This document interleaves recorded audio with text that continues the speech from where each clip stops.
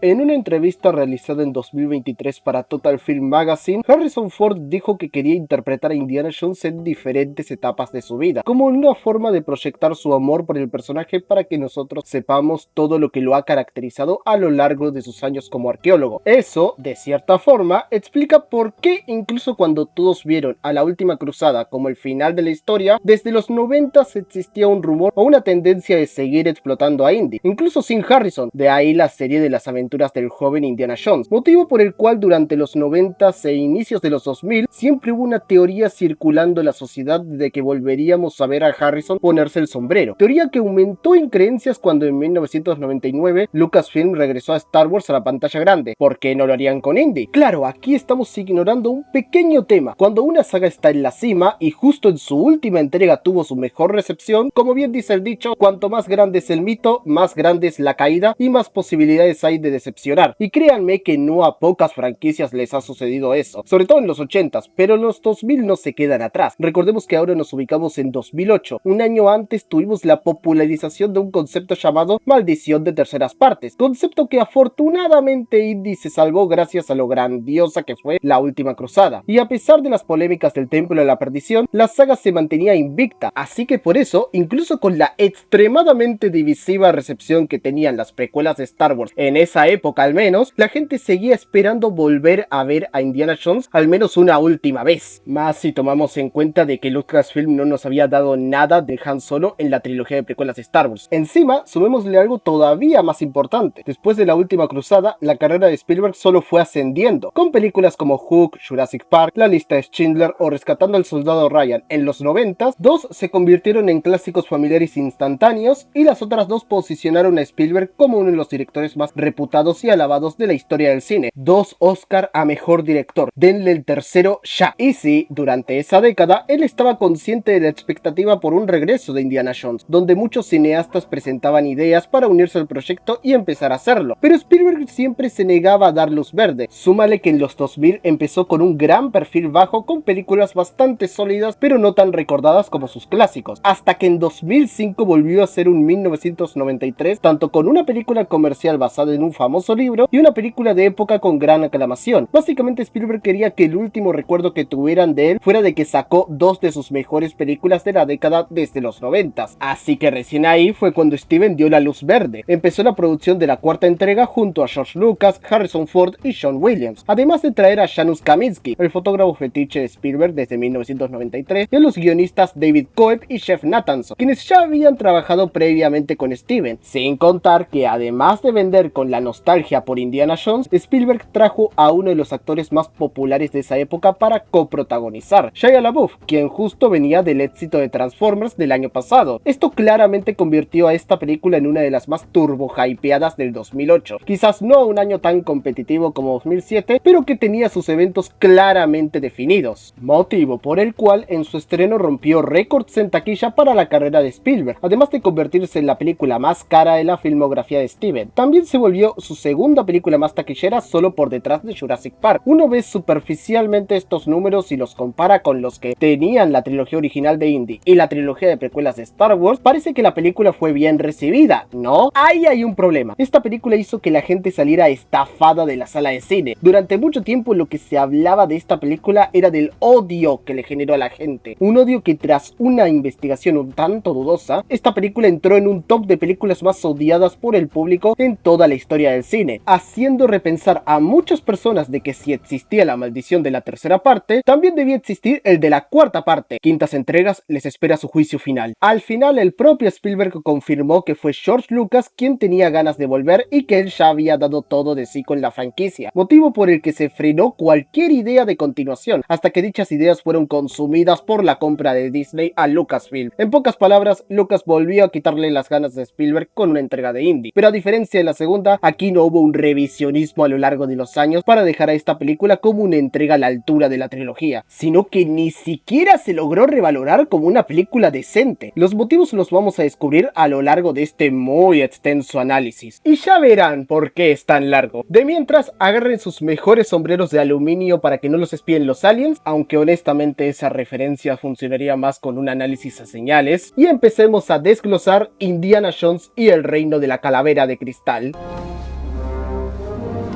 Siendo completamente honesto, lo malo no se nota tanto al inicio. El prólogo en el Área 51 en el 1957 funciona como una promesa. Anuncia que esta película no va a repetir el pasado, sino reescribir el entorno del arqueólogo. En lugar de una fiesta o un tren, Spielberg y su equipo sitúan a Indiana Jones frente a una arquitectura del secreto y la administración científica. La amenaza deja de ser mística y se vuelve tecnológica, burocrática y cósmica. Este desplazamiento histórico es una decisión narrativa afortunada, porque responde a la pregunta que late en la trilogía previa: ¿qué ocurre cuando el mundo que el héroe conocía ya no existe? Comparado con los prólogos anteriores, el suspenso febril del templo en los cazadores, el veneno cada vez más peligroso en el templo de la perdición y la fábula formativa de la última cruzada, este inicio apuesta por el frío y la contención en clave moderna. No recompone la leyenda por nostalgia, la somete a un paisaje donde el verdadero peligro es la opacidad estatal y la instrumentalización del conocimiento. Así, la base funciona como un microcosmos de la década de 1950, científicos con sartas de etiquetas, oficinas llenas de cajas y pasillos que devoran voces. Temáticamente, la Guerra Fría reemplaza la reliquia por la información pública. Ese cambio despeja posibilidades dramáticas, la intriga se instala en la relación entre el héroe y la institución, y la puesta en escena aprovecha la claustrofobia de pasillos y depósitos para generar asfixia. El prólogo no renuncia a la aventura, la redefine. El sigilo, la sorpresa y la huida siguen presentes, pero tensionados hacia otras preguntas sobre autoridad y vigilancia. Es aquí donde la secuencia gana autoridad frente a la nostalgia fan, porque en vez de reproducir fórmulas, sugiere que la saga puede hablar de obsolescencia y del miedo a ser observado. Si la película hubiese sostenido ese pulso, el Área 51 habría podido dialogar con la trilogía y al mismo tiempo criticarla. Como introducción funciona, abre el relato con una intención clara y relevante que pone en juego el resto de la película sin regresar a tropos ya gastados. Sumado a que este prólogo sí dialoga con la reliquia de la película, a diferencia de los tres anteriores. Ahora, yendo a términos de puesta en escena y coreografía de acción, el arranque reclama el agradecimiento del espectador. Aquí Indy vuelve a ser un gran héroe de riesgo físico y recursos improvisados. La secuencia de infiltración respeta la geografía del plano, permite lecturas claras de las decisiones del personaje y evita el manierismo de la sobreedición. Los aciertos en la dirección de acción se notan en la economía de los movimientos, un latigazo que no es solo exhibición sino herramienta, una maniobra que resuelve un problema práctico, pequeñas trampas que devuelven sentido a la violencia, y en ese sentido se parece a las mejores entradas de la trilogía, no porque invente nuevos gags, sino porque los materializa con precisión y un sentido del peligro palpable. El riesgo parece real porque las consecuencias físicas existen, heridas, polvo, presencia del cuerpo, y al final esa credibilidad es la que la cuarta entrega rescata con acierto,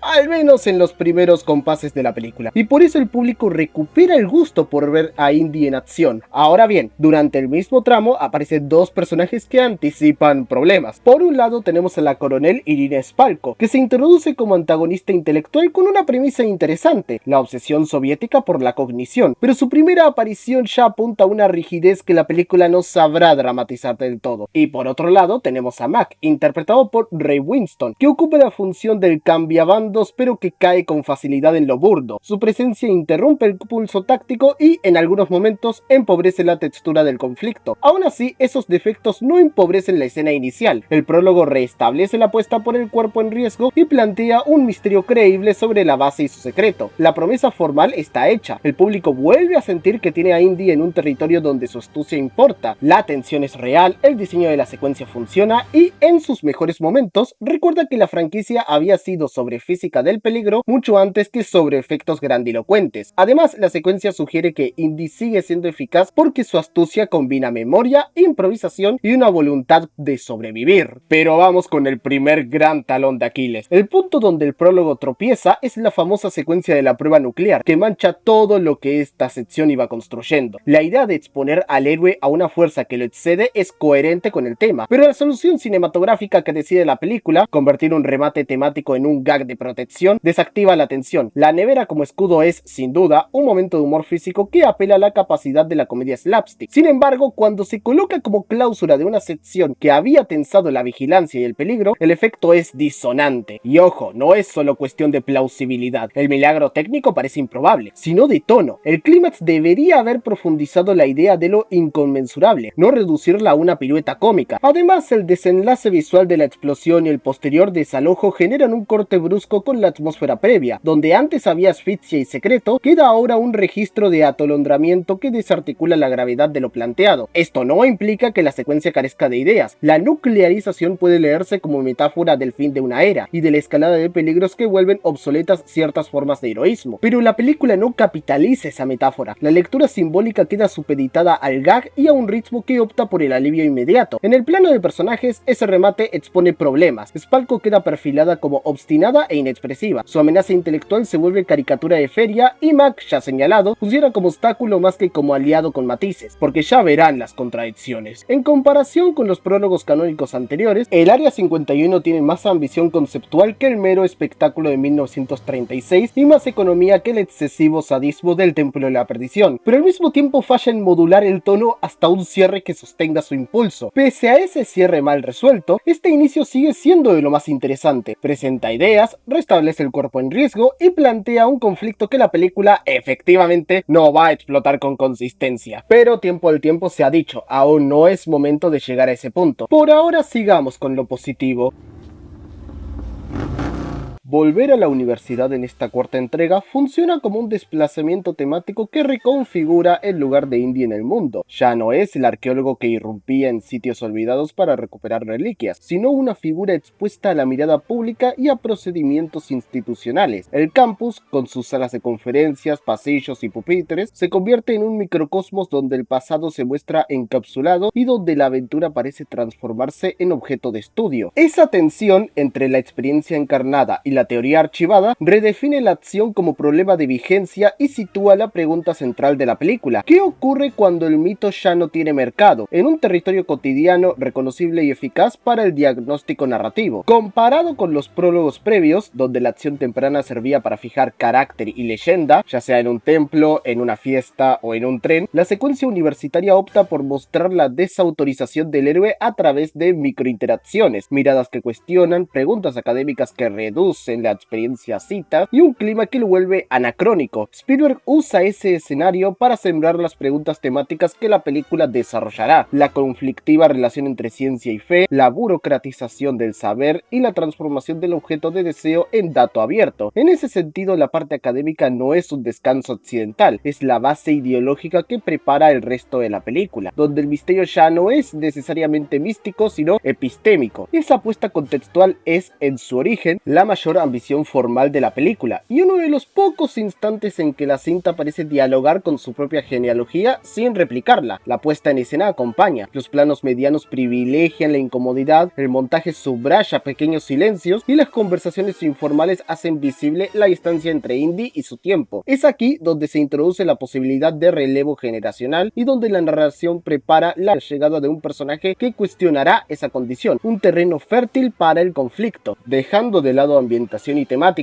cuando la película retorna al campus, la tensión temática se hace concreta, la ciencia pasa de fondo a conflicto central y la figura de Irina Spalko encarna la pulsión por transformar el saber en instrumento de poder. Spalko representa la apropiación del conocimiento, mientras que Indy simboliza la custodia del pasado. Ese contraste abre preguntas sobre propiedad intelectual y ética profesional que la película intenta explorar, por ahora al menos. En medio de esa disputa surge Mott Williams, cuya irrupción aporta energía y reequilibra la narración. La elección de Shia LaBeouf resulta afortunada. Su entrega combina insolencia juvenil con ternura, y su manera de ocupar el plano devuelve movilidad y humor a diálogos que de otro modo habrían sido secos. Y a ver, aquí me saldré un poco del análisis para lanzarles una pregunta: ¿por qué odiaban tanto a Shia LaBeouf? No solo por esta película, sino también por la trilogía de Transformers. Después de varias revisitas a esas películas y a esta misma, incluso con las cosas que voy a decir de la misma, lo digo de una: él es lo mejor que nos ha traído esta película. La dinámica entre Mutz e Indy funciona por contrapunto. Él empuja, él responde, él cuestiona, él justifica. Esa coreografía relacional remite la química que en otras entregas surgía con secundarios memorables, pero aquí el efecto es distinto. Mutz no solo humaniza, sino que muestra la obsolescencia de su mentor y lo obliga a actualizar recursos. Aunque es curiosa esta química si luego ves entrevistas y declaraciones de los dos y te das cuenta que Harrison no soportaba a Shia y viceversa. Simularon su odio con bastante clase. frase es la química de Schrödinger. En términos temáticos, es el personaje que plantea la pregunta hereditaria, qué se hereda y cómo se transforma. Esa presencia convierte su papel en motor dramático genuino en lugar de mero recurso juvenil. Y sí, sé que su caracterización de chico rebelde motociclista de los 50 está precisamente como un punto de carisma para el público, pero seamos honestos, el contraste entre Indy y él sí logra dar una relación bastante memorable entre los dos. Y ojo, esta relación no solo destaca en las interacciones entre personajes, también en el espectáculo en primera instancia, porque la persecución en moto que parte en un bar y concluye en el campus es la última escena de acción resuelta con solidez técnica. Allí la película recupera claridad espacial, prioriza la lectura del movimiento y coloca riesgos sobre los cuerpos. Es una coreografía física inteligible, con cortes que conservan continuidad y decisiones que se sienten peligrosas, además de que el montaje en sí y cómo está planeada esta secuencia sí logra sentirse como una modernización de las persecuciones de las anteriores películas. En ese tramo, Motz muestra pericia, Indy recupera destreza y esta dupla demuestra por qué la saga celebró siempre la astucia práctica sobre el artificio. Ay, cómo va a llevarse eso con el resto de la película. Esa secuencia confirma a Motz como salvador puntual, devuelve la diversión, restablece la tensión y recuerda que cuando la cinta apuesta por lo práctico, aún puede dialogar con su propia tradición aventurera. Comparado con Short Round, Henry Jones u otras figuras que acompañaron a Indy en la trilogía, Motz es menos estereotípico, reúne conflicto generacional, ambigüedad moral y simpatía, rasgos que aumentan la resonancia temática de la película. La revelación sobre la afiliación y la gestión de ese dato obligan a Indy a verse desde afuera. Esa obligación resitúa la aventura en clave íntima y complica el vínculo entre emancipación juvenil y responsabilidad adulta. Pequeñas escenas, el intercambio en el bar, el gesto de entregar un objeto, la protección silenciosa, suman textura y evitan explicaciones gratuitas. Técnicamente, la puesta en escena acompaña. Los encuadres medianos permiten ver la relación sin hipérboles, la dirección ofrece espacio para el silencio y la música se contiene. En suma, este bloque universitario y la figura de Motz constituyen la sección más coherente y satisfactoria de la película, el tramo donde la historia recupera motor humano y la franquicia ofrece, por instantes, una versión adulta y funcional de la aventura. Este segmento es, con diferencia, lo mejor de toda la película. Y una última cosita, sé que técnicamente hice trampa al defender a Motz tan temprano, tomando en cuenta que las críticas al personaje vienen en posteriores escenas de la película. Y sí, tengo mis comentarios, pero antes de eso...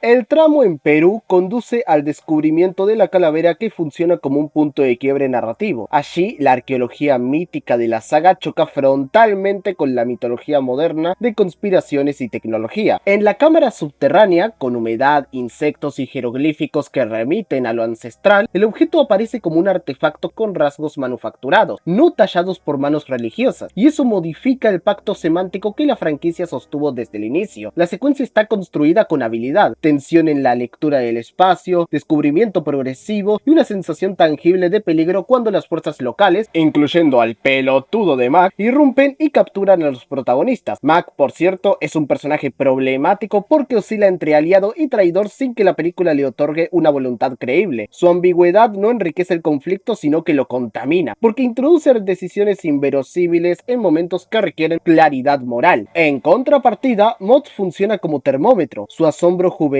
frente al hallazgo y su forma de canalizar curiosidad convierten la escena en un diálogo generacional sobre lo que merece valorarse. El hallazgo roswelliano, asociado a ovnis y a tecnología ajena a las religiones, propone preguntas legítimas sobre ciencia, verdad y poder, pero la película tropieza cuando confunde el efecto maravilloso con la explicación didáctica. La calavera podría haber funcionado como metáfora de la pérdida de lo luminoso, sin embargo, en vez de preservar misterio, la cinta se apresura a explicarlo, y al hacerlo desactiva la sensación de asombro que alimentó a la saga. Frente a esto resulta inevitable comparar con el Arca o el Grial, objetos que imponían respeto y ofrecían lecciones éticas. La calavera prioriza la demostración técnica y en consecuencia empobrece la dimensión ritual que justificaba el heroísmo de Indy. Así, el personaje deja de parecer custodio de mitos para transformarse en narrador de fenómenos, y esa mutación altera la coherencia interna del universo narrativo. Yendo ya a la sección del campamento comunista, ahí nos reencontramos con Irina Spalko, quien tiene una idea bastante potente: el conocimiento como arma del Estado. Cate Blanchett le da rigor y presencia, una construcción física que por momentos promete una villana bastante memorable, pero esa promesa se disipa porque el personaje funciona más como emblema teórico que como rival con espesor dramático. Donde Belloq disputaba el código moral de Indy con sofisticación y ambivalencia, Spalko se queda en la frialdad doctrinal. Belloq dialogaba con la tradición del héroe y la traicionaba desde adentro, ofreciendo una tensión interpersonal rica y hasta seductora. Spalko, en cambio, plantea una amenaza burocrática: su poder es la máquina del Estado, su arma la disciplina intelectual. Por parte de Mola Ram, aunque teatral y grotesco, imponía una violencia primitiva que movilizaba reacciones físicas. Su figura activaba la furia y el miedo en la pantalla, algo que Spalko no consigue porque su dominio es cognitivo y abstracto. Donovan ofrecía otra variante: el depredador en traje, el traidor que seduce con legalidad y prestigio. Su caída tenía un componente moral que resonaba con el tejido social narrado. Spalko tiene ideas, pero las verbaliza más que las encarna. Su confrontación con Indy nunca alcanza la dimensión íntima que convierta el conflicto en algo personal y no simplemente ideológico. Esta incapacidad para hacer creíbles sus convicciones dramáticas tiene consecuencias para la tesis de la película. Si la calavera remite a ciencia ficción y a fenómenos ajenos a lo religioso, el antagonista debería operar tanto en el terreno de las ideas como en el del afecto. Aquí falta un nudo emocional que obligue a Indy a elegir no solo por estrategia, sino por vínculo. La sustitución de los nacionalsocialistas por comunistas cambia la iconografía, pero no garantiza la intensidad del enfrentamiento. Sin un villano que proponga traición íntima o seducción moral, la oposición queda reducida al plano instrumental y eso empobrece el clímax. Por eso la confrontación se siente fría, más conceptual que trágica. Y no puedo evitar hacer un importante comentario: ¿por qué todas las comunistas tienen ese flequillo de mierda, tanto en la URSS como en Argentina? Pero yendo a lo más importante y ambivalente, es que en esta sección comienzan a responderse las preguntas planteadas desde la universidad. Si la arqueología pasa de ritual a técnica, ¿cómo cambia la responsabilidad del descubridor? La calavera pone en primer plano la discusión sobre la legitimidad del saber. El objeto ya no ordena conductas religiosas, sino decisiones políticas. En la jungla y dentro del campamento comunista se ve el efecto práctico de esa transformación. El conflicto ya no es el robo de un símbolo, sino la apropiación instrumental de un poder. Eso obliga a Indy a actuar con prudencia distinta. La paciencia del custodio debe convivir con la urgencia de la protección. Mott empuja ese dilema porque su curiosidad representa la nueva generación que exige transparencia mientras el héroe defiende la discreción. La película plantea, por lo tanto, alternativas teóricas válidas. La ciencia puede ser emancipatoria o destructiva. La divulgación puede iluminar o aniquilar el asombro. Sin embargo, las respuestas dramáticas resultan parciales porque el guión no enlaza consistentemente la escala micro de los personajes con la macro de las instituciones. La consecuencia es que muchas escenas pierden intensidad moral. Las decisiones sobre qué mostrar u ocultar aparecen como cálculo estratégico más que como conflicto íntimo. Y de nuevo, la sustitución de los nacionalsocialistas por comunistas imponen una tonalidad distinta. Los viejos enemigos valían por su carga simbólica y personal. Los nuevos operan como engranaje estatal y reclaman otra dramaturgia que la película no termina de elaborar con la misma eficacia. A pesar de esto, queda mérito en la ambición temática. La película fuerza las coordenadas de la franquicia hacia preguntas contemporáneas sobre información, vigilancia y ética científica. Eso convierte a la misma en un experimento provocador, no tanto por sus soluciones como por su voluntad de problematizar el pasado heroico. En ese punto, la obra aporta, pone en escena la fricción entre custodia y transparencia y obliga al protagonista a repensar su papel. El balance, entonces, es crítico: interés intelectual alto, resolución emocional insuficiente al final, porque sustancia en la película hay. La cosa es que la misma resta más que sumar.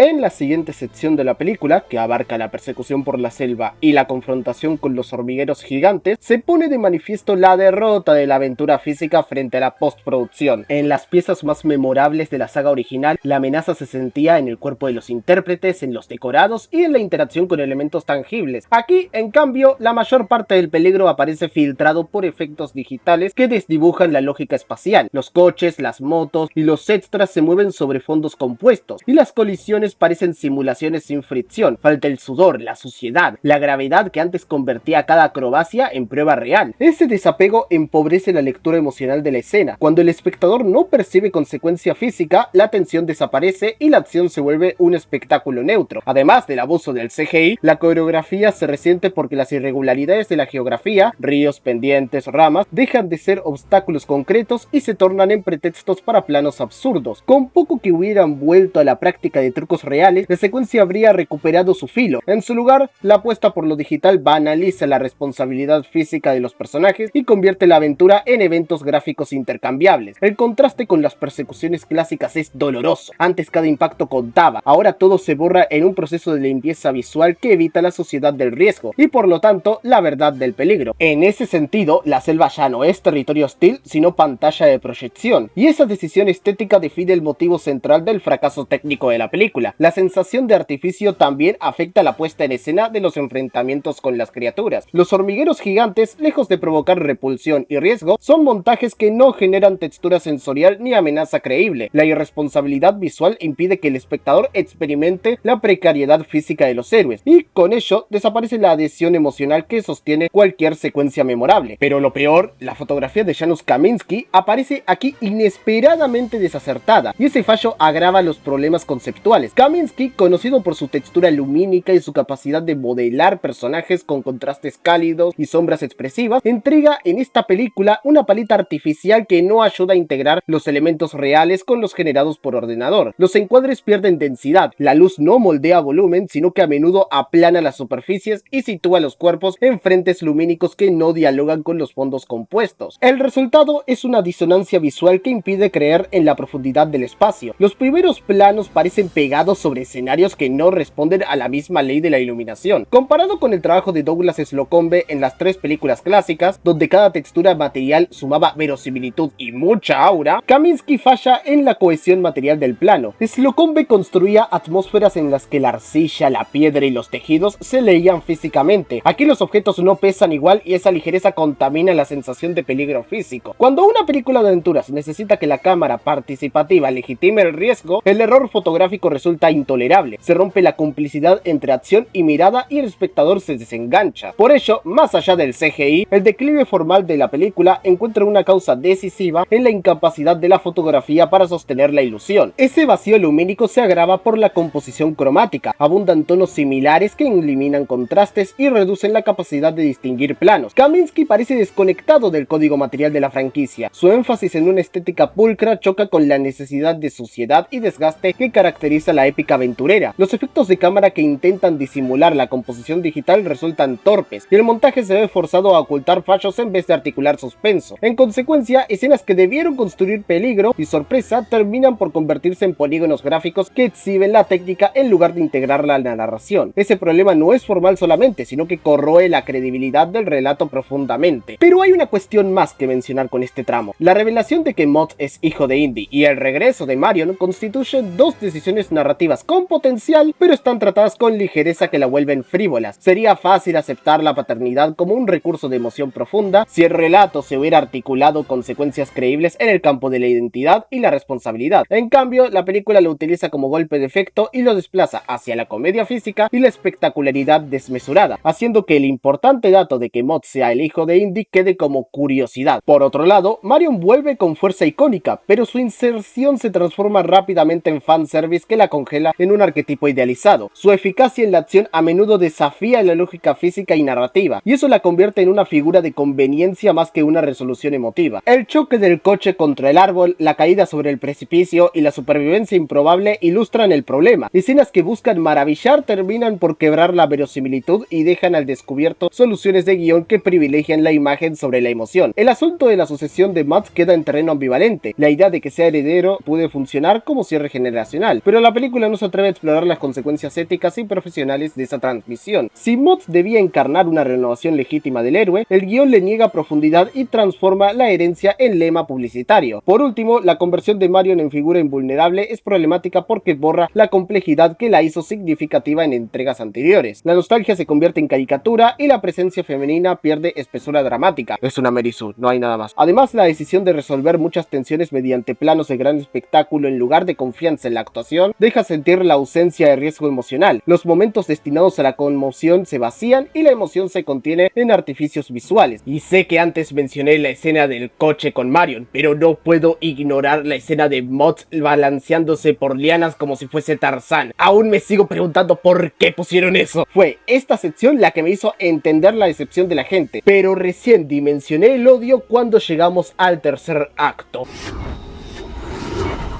El clímax en ACOTAR, esa cámara coronada por estatuas y una arquitectura que pretende mezclar templo ancestral con nave, es la culminación de la tensión temática que la película planteó desde la universidad, la arqueología como custodia frente a la ciencia convertida en instrumento de poder. El problema es que la resolución opta por la literalidad fantástica en vez de por la ambigüedad ritual que enriqueció los finales de Los Cazadores del Arca Perdida y La Última Cruzada. En la primera, la apertura del arca funciona como una lección ética y sensorial, lo que se desata castiga la profanación y restaura un orden incómodo. En la tercera, la prueba del grial es un espejo moral que exige renuncia y produce reconciliación íntima. ACOTAR propone, en cambio, una mitología extraterrestre que culmina en una revelación visual que no repara en el coste humano ni en la coherencia simbólica previa de la saga. Los ancestros alienígenas quedan reducidos a figura ilustrativa y el templo pasa de ser espacio de prueba a escenario espectacular sin consecuencias morales contundentes. Esa elección teórica, traer lo tecnológico como exploración última, podría haber sido audaz si la película hubiera mantenido la ambigüedad necesaria para que el misterio siguiera funcionando. En lugar de eso, el desenlace se convierte en una exposición que reescribe las reglas del universo sin justificar la transmutación del héroe. Además, hay que recordar que la inclusión de esta línea argumental no fue una ocurrencia aislada. La idea de ligar a Indy con tecnología alienígena provino en gran medida del impulso de George Lucas para incorporar motivos de ciencia ficción en la franquicia, una inclinación que Spielberg admitió no abrazar del todo en los documentos y entrevistas sobre el rodaje. También la secuencia revela fallos de dramaturgia. Los antagonistas no reciben un castigo significativo ni moral ni simbólico. La victoria es visual más que ética. Esa prevalencia del efecto por sobre la lección desactiva la carga que la saga supo imponer en sus anteriores cúlmenes. Incluso la figura de Mac, que debería recibir un castigo ejemplar, se reduce a decisiones cobardes y erráticas que sabotean cualquier tensión. Pero esta catástrofe narrativa en el tercer acto no es solo estética sino moral. La película falla a la hora de articular consecuencias dramáticas. En Los Cazadores del Arca Perdida la transgresión tenía un precio físico y espiritual. Los villanos son borrados por una fuerza que no distingue bandos, pero sí castiga la arrogancia. En La Última Cruzada la elección del grial funcionaba como tiempo culminante de la ética personal y conllevaba costes humanos y afectivos que eran verosímiles y emotivos. ACOTAR, en cambio, resuelve mediante asombro visual y efectos que no se traducen en enseñanza. Los antagonistas sucumben a la imagen, pero no a un juicio ético. Esa ligereza transforma la resolución en anécdota. La inclusión de la mitología alienígena, que incluso varios colaboradores del proyecto dijeron más tarde que fue controvertida e incluso errónea, aparece aquí como un atajo narrativo en vez de como una expansión incoherente del universo. El propio guión y voces del equipo admitieron con los años que la apuesta por lo interdimensional fue una decisión problemática y que la película perdió el tono esencial de la saga al justificarlo con ciencia ficción en vez de un misterio ritual. Esta admisión pública contribuye a entender por qué muchos espectadores sintieron que la película había traicionado su propio contrato semántico. Además, la insuficiente construcción emocional hace que la secuencia final se sienta fría. No hay duelo, no hay expiación y la catarsis queda reducida a un espectáculo que termina por disiparse en la puesta de escena. Tampoco ayuda en nada que toda esta escena se ve como el reverendo culo con esa pantalla verde y con ese alien que le da todo el contexto a Spalco para volverla a Lost Media. El tono metódico que ofrecían los villanos anteriores, la seducción ambigua de Belloc, la violencia ritual de Mola Ram y la traición disimulada de Donovan, aquí se pierde con una villana que es desintegrada por el papi de Paul. La consecuencia es que la última lección de la trilogía ampliada queda disuelta. No se aprende absolutamente nada porque la película evita el conflicto íntimo que habría hecho soportable cualquier riesgo cosmológico. Ya pasando a algo mucho más tranquilo, el epílogo de la boda en el que Indy se casa con Marion y el gesto final de quitarle el sombrero a Mott para volver a ponérselo es, sobre el papel, una imagen potente, remite al cierre generacional y compone un momento visual de continuidad y pérdida. Sin embargo, la escena está tratada con ligereza y no consigue reparar las fracturas previas. El simbolismo queda reducido a un guiño estético y no a un movimiento con consecuencias éticas claras. La boda funciona como remiendo narrativo que pretende cerrar arcos, pero que, en la práctica, certifica el fracaso de la película para integrar sus preguntas centrales: la custodia del pasado, la responsabilidad del saber y la elección entre transformación transparencia y conservación. Si la película hubiera conectado el clímax con el epílogo desde la densidad moral, el gesto de Indy habría sonado como renuncia o aceptación con peso. Aquí su retorno al sombrero parece más un acto de autoafirmación egocéntrica que una verdadera resolución, y en ese retorno se evidencia la incapacidad del relato para transformar la sorpresa en lección. Parte de la responsabilidad recae en las voces creativas. Volviendo a mencionar el tema, Spielberg en entrevistas posteriores reconoció reservas sobre algunas decisiones argumentales de la película y señaló que hubo una imposición creativa por parte de colaboradores que empujaron la idea hacia terrenos que él no abrazaba. George Lucas fue el promotor más entusiasta que impulsó esta película. Estas confesiones públicas explican por qué el final parece fracturado. Procedió de consensos parciales, no de una visión unificada. Esa fractura se percibe también en la reparación emocional que la película promete y no cumple. El cierre es formal, no integral. La película responde a las preguntas planteadas con soluciones imaginativas pero endebles. La ciencia que reemplaza al mito resulta menos esclarecedora que desestabilizadora, y la elección de convertir el misterio en espectáculo reduce la trilogía ampliada, ahora tetralogía, a un apéndice visual sin las lecciones morales que la saga siempre tuvo. El resultado es un final raro en su década, muy claramente ambicioso en la intención, pero mega fallido en la ejecución, y que golpea la coherencia del personaje más que redondearla a un final coherente.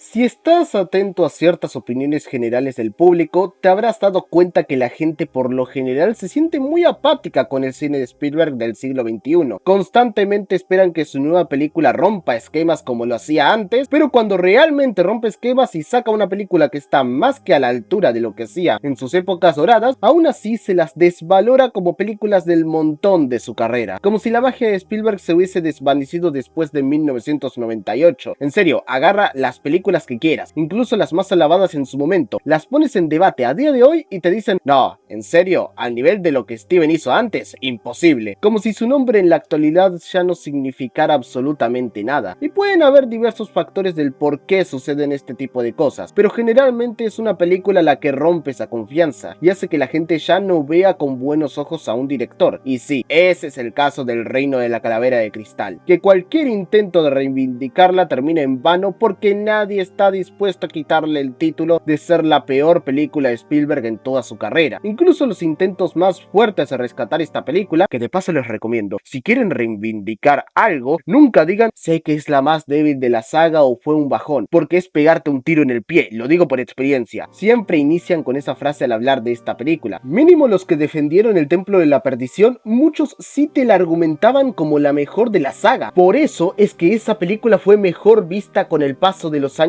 a diferencia de esta. Y honestamente, si me quieren llamar, estaría 100% fuera de barco a la hora de rescatar esta película. Los últimos videos han demostrado lo mucho que aprecio Spielberg, pero aquí no puedo hacer absolutamente nada, porque aun cuando su primera mitad sí es bastante rescatable dentro de todo, tiene temas muy buenos a nivel narrativo para continuar la historia, y además tiene la gran dinámica de Indie Mods. Por lo demás, es una cuarta entrega absolutamente decepcionante, con una segunda mitad que se descontrola en absolutamente todo, a nivel narrativo, en escritura de personajes, en lo temático, en lo visual, en el espectáculo. Toda una presentación prometedora arruinada por las peores ideas de unos guionistas que se pasaron con el brainstorming. Si encima le sumas que esta película le dio a Janusz Kaminski, uno de los mejores directores de cinematografía de las últimas décadas, el peor trabajo de su carrera, pues ahí es todavía más difícil de borrar la mancha. Sé que en el video de La Última Cruzada dije que Spielberg no volvió a ser tan espectacular hasta que salió Las Aventuras de Tintín en 2011. Pero hubo una pequeña mentira ahí, porque el Reino de la Calavera de Cristal sí intentó ser todavía más maximalista que la anterior entrega. El problema es que quiso meter el maximalismo del siglo XXI en Indiana Jones, saga que funcionaba con el estilo de acción de los 80s. Si quieren la comparación fácil, es como el caso de Die Another Day de James Bond, justo 6 años antes de esta película, con la diferencia de que Indiana Jones 4 no es tan basura y ofensiva con su franquicia como esa otra. Spielberg cayó en la ambición, y es que para llevar el espectáculo a su máxima expresión hay que controlar los instintos. Lo sabían hasta las Wachowski con las secuelas de Matrix y Gore Verbinski con las secuelas de Piratas del Caribe. Por su parte, Spielberg en esta película se asemeja más al maximalismo de Michael Bay en sus peores facetas. ¿Es la peor cuarta parte de la historia del cine como algunos decían? No, para nada. Es más, 2009 fue el año de las cuartas partes realmente nefastas, que en comparación El Reino de la Calavera de Cristal parece Mad Max Furia en el Camino en comparación. ¿Es la peor película de Steven Spielberg? No lo creo. feo. Sigo viendo peor a 1941 y El buen amigo gigante, pero tampoco te lo discutiré si piensas eso. Es sencillamente una mala película, y tanto en su estreno y para siempre será la gran oveja negra de Indiana Jones. Justo la última que dirigió Spielberg, qué casualidad que es la 4, porque un 4 de 10 es lo que le voy a dar a esta película. De las secuelas más decepcionantes de su década y la película más decepcionante del 2008. Y sé que más de uno se preguntará por qué hice un video tan largo para decir lo que ya todo el mundo ha dicho en los 18 años que lleva estrenada esta película. Honestamente lo hice porque he visto a muy pocas personas criticar la película por lo que he dicho aquí. La mayoría se van por el CGI, la acción o los aliens. O también se la pasan tirando odio a Shia LaBeouf. Eso no puede faltar nunca. Así que yo me enfoqué en lo sustancialmente horrible que tiene esta película como aporte a la saga. Además quería dejar mis puntos claros para cuando lleguemos a la quinta entrega, que adelanto que es el video más ambicioso del canal por ahora, y fundamentalmente quiero que ese video genere debate y conversación. Mientras lo esperamos, ya saben cómo funciona esto. Like, suscribirse, activen la campanita, compartan este video para que todos lo vean y todos se suscriban, y síganme en las redes que pongo en la descripción. Sin nada más que agregar, ¡toca fuera! ¡Buen viaje!